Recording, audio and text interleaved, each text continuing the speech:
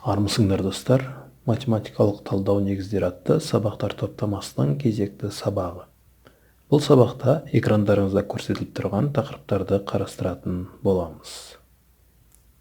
Координаттық жазықтықта АБ аралығында шектелген үзіліссіз f функциясының графигін қарастырайық. Осы фигура қисық сызықты трапеция деп аталады. Мақсатымыз оның ауданын анықтау. АБ аралығын бірнеше бөлікке бөлейік. Негізі бөліктердің санына шектеу жоқ. Біркелкі болу үшін АБ аралығының А үшін x0 деп, ал Б үшін x5 деп белгілейік. Бөліктеу теңдеріне сәйкес қисық сызықты трапецияны мынадай бөліктерге бөліп алайық. Әрбір бөлік ұзындығын былай анықтайық. Ең үлкен бөлікті бөліктеу диаметрі деп атайтын боламыз. Әрбір бөлікке сәйкес келетін кси санын таңдайық. Мысалы, дельта x0 өсімшесіне сәйкес келетін бөліктен кси0 санын таңдайық.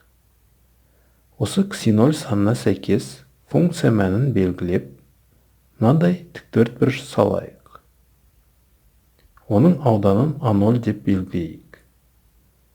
Көріп отырған белгілеулерге сәйкес А0 ауданы былай есептеледі. Келесі бөліктен кси1 санын таңдап, оған сәйкес функция мәніне қатысты мынадай тіктөртбұрыш салайық. Оның ауданын А1 деп белгілесек, мәнін былай анықтаймыз. Осы үрдісті қалған бөліктерге де қайталаймыз.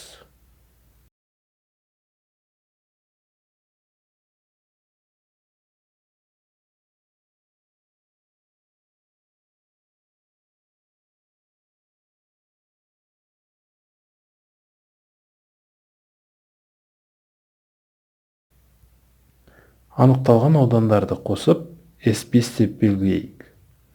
Ол жуықтап, қисық сызықты трапецияның ауданына тең болады. Осы қосындыны былай жазуға болады. Жоғарыда ескерткендей, бөліктеу санына шектеу жоқ. Сол себепті 5 бөлік емес, n бөлік деп санайық. Осы қосындыны Риман қосындысы деп атайды. Бөліктер саны шексіз көп болатын болса, осы тіктөртбұрыштардың аудандарының қосындысы қисық сызықты трапецияның ауданына өте жақын болады. Олай болса, мынадай анықтама. Оқып түсініп алыңыздар. Теорема оқып түсініп алыңыздар. Мысалы, мынадай интегралды есептейік. Координаттық жазықтықта интеграл астындағы функция графигін салайық. АБ шекараларын оң деп санап, оларды абсцисс осінде белгілейік. АБ аралығын n бірдей бөлікке бөлейік.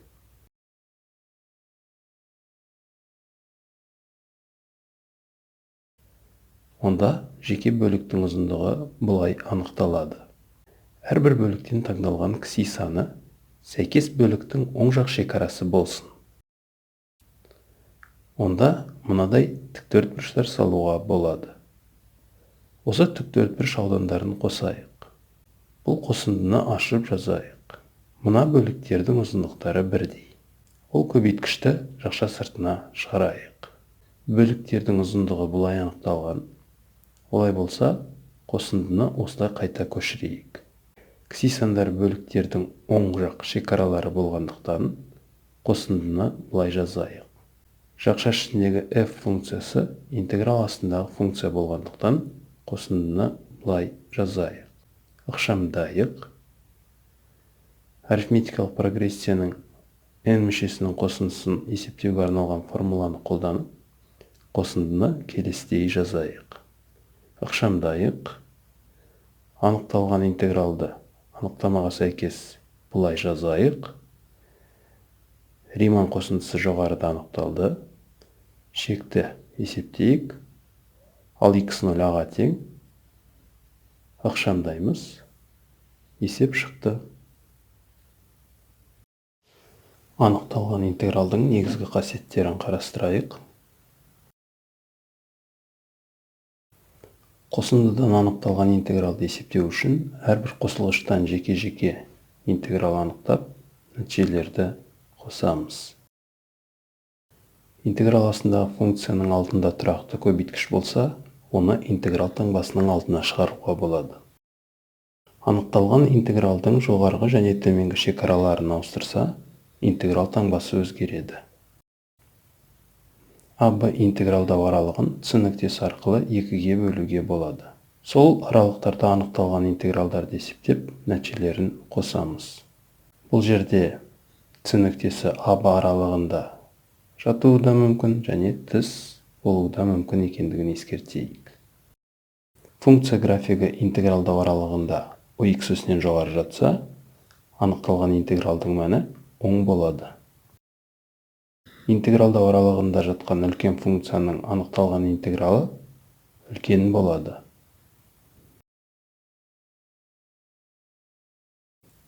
Анықталған интегралды бағалауға болады.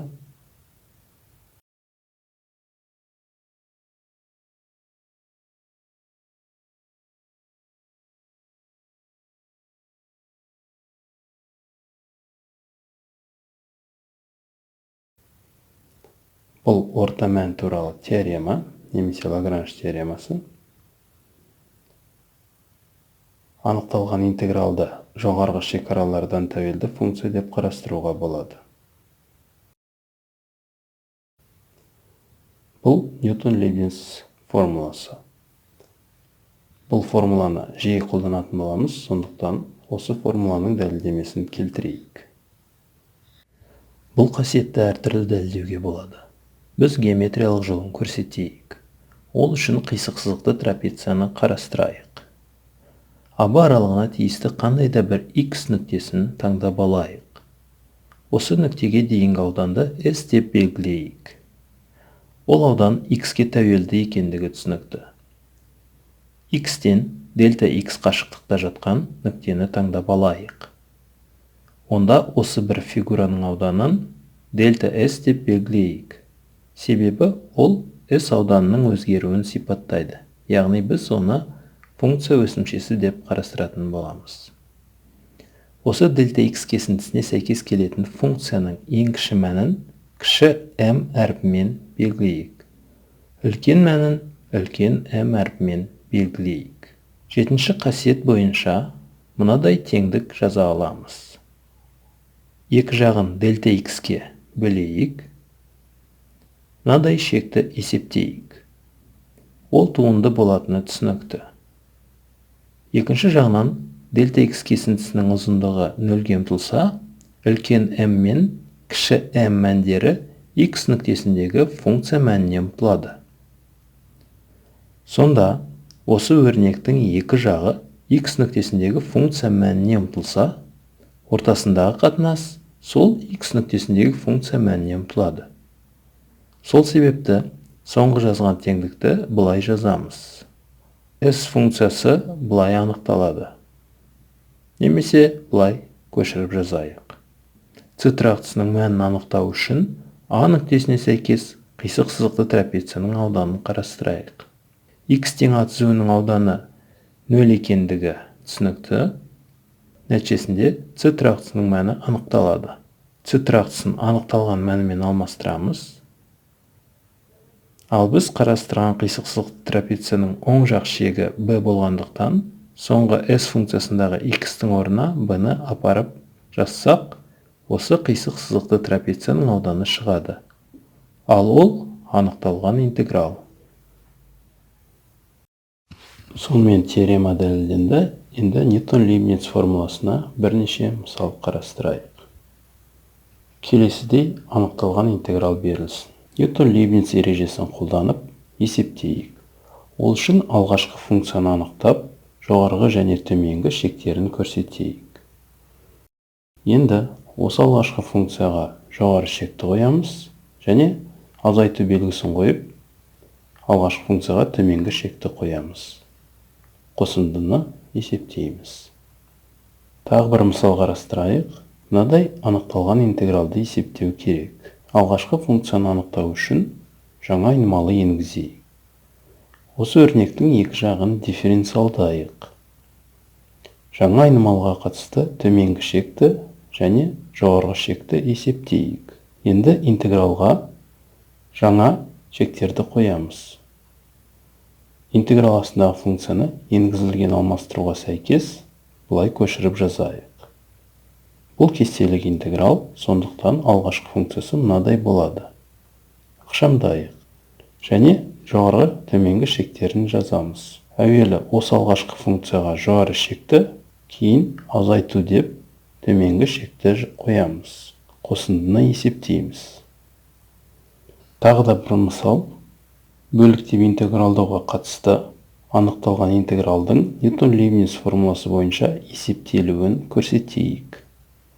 Мынадай анықталған интегралды есептеу керек. Келесідей белгілеулер енгізейік. Осы алмастыруларды жоғарыдағы формулаға апарып қойсақ, УВ мынадай болады. Енді жоғарғы және төменгі шектерін жазамыз. Енгізілген белгілеулерді жоғарыдағы формулаға апарып қоямыз. Бірінші қосылғышқа әуелгі жоғарғы шекті, кейін төменгі шекті қойып, олардың айырмасын жазамыз. Соңғы интегралдың алғашқы функциясын анықтап, оған жоғарғы және төменгі шектерді қойып, көшіреміз. Өрнектің мәнін есептейміз. Осымен бұл сабақты тамамдайық. Келесі сабақта меншіксіз интегралдарды қарастыратын боламыз. Назар салып тыңдағандарыңызға рахмет. Қош сау болыңыздар.